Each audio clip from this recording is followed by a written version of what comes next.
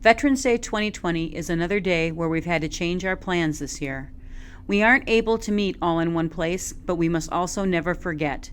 Here at Wilmot, we are doing what we can as Panthers to let the veterans know that even though we can't see them in person, we love them, we are in awe of them, and we owe them so much.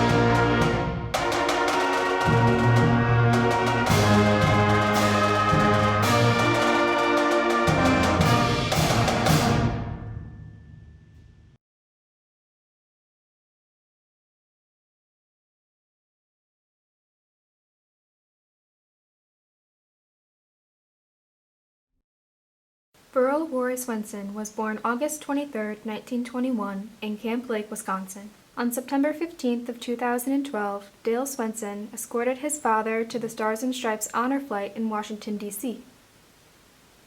This past summer, Burl passed away on June 27, 2020, with just 2 months short of his 100th birthday. I had the privilege of sitting down with Dale to learn more about his father's service.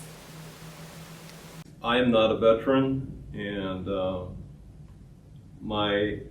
when I was considering going into the service, that was during the Vietnam War, and there was a lot of issues at that time, and there was no push from my dad or my grandpa, who were veterans and seen severe war situations. There was no push by them to go in to the service.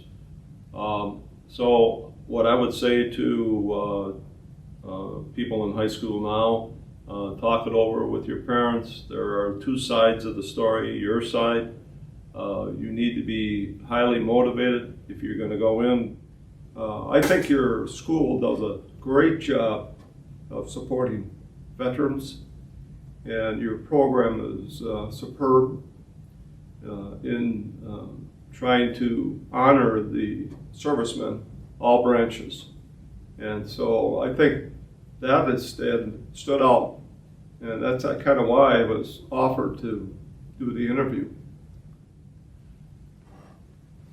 Well, I grew up in Camp Lake, Wisconsin, and I've been in Camp Lake since 1951 up until I got done with college.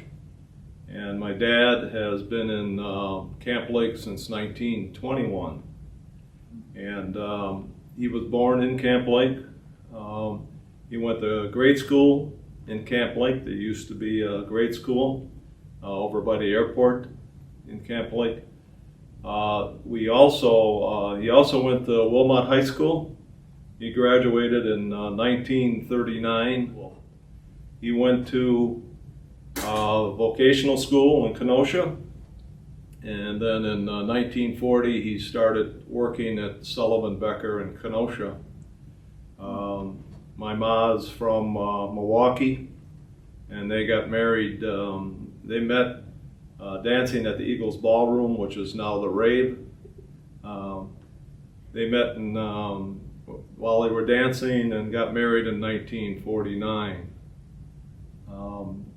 I claim to be a Korean baby.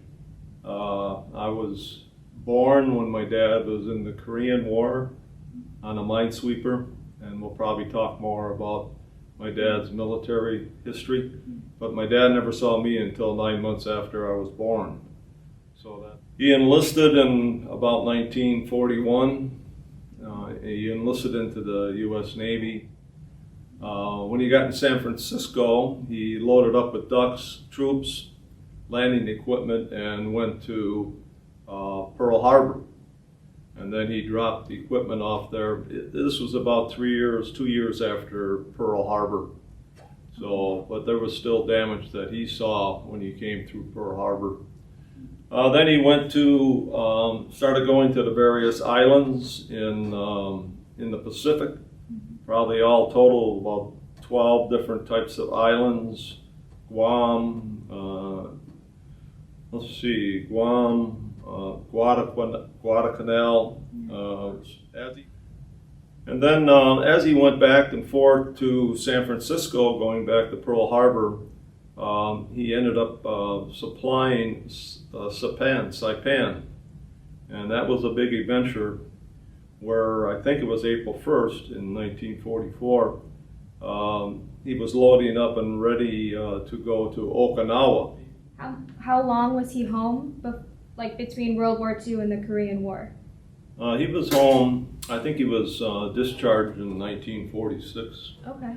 And he came home, and he wasn't married at the time. And in 1947, he joined the Naval Reserves on Lake Michigan. There was a Naval Reserve in Kenosha. And then in 1949, he married my mom, Dorothy Ott. And but he was still continued in the Naval Reserves. In 1950, the Korean War broke out. And when he was training on Lake Michigan, he was training on a minesweeper and a submarine, a boat that was used to, either boat was used for trying to find mines or trying to find submarines. But both boats had diesel engines on them. And he knew that if, in fact, he was called up to go to Korean War, that he would be on a minesweeper, because that's what he had training in. So he got his call, and sure enough, he had to go to Korea. And he participated in the Korean War. But now this time in the Korean War, Japan was on our side.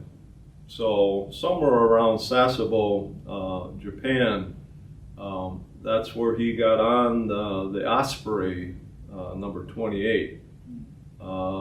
This was a wooden boat about 136 feet long with a diesel engine on it.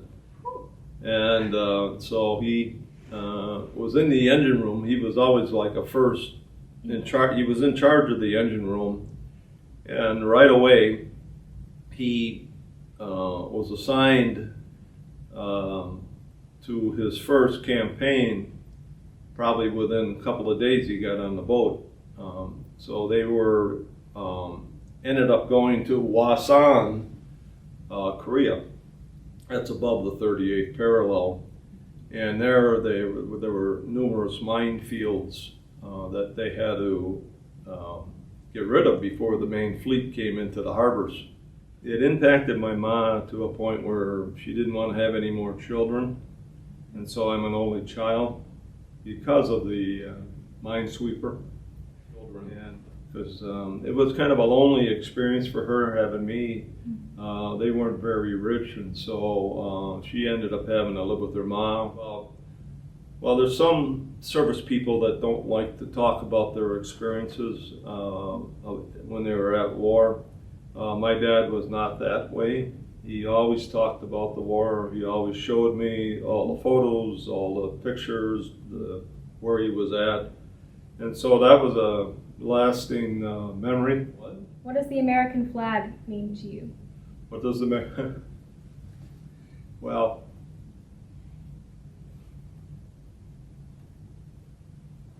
It's okay.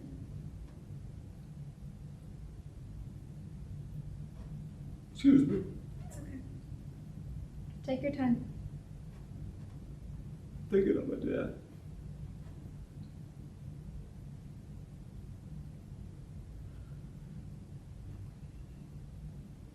Oh, my dad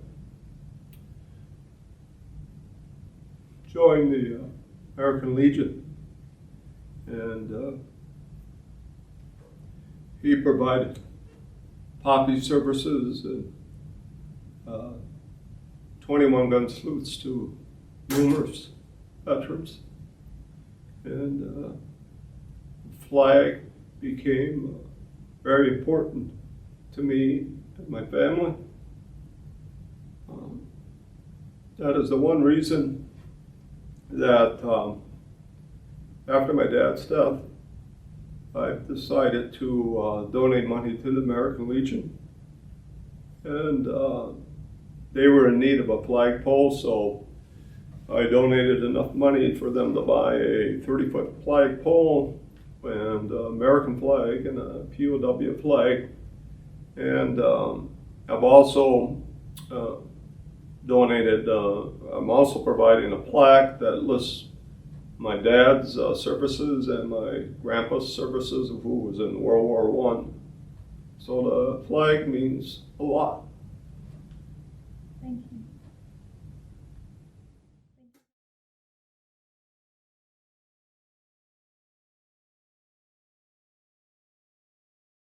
To say thank you for your service today, the Paw Prints team has created some tribute cards, and in our homeroom settings, we are hoping to have each student make an impact as well with those cards. Here is your personal chance to say thank you. Please fill out at least one of the cards for our Veterans Day salute.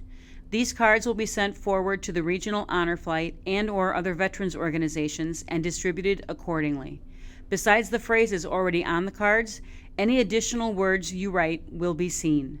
Remember, our goal is to remind those that have served or are serving that we have not forgotten their sacrifice.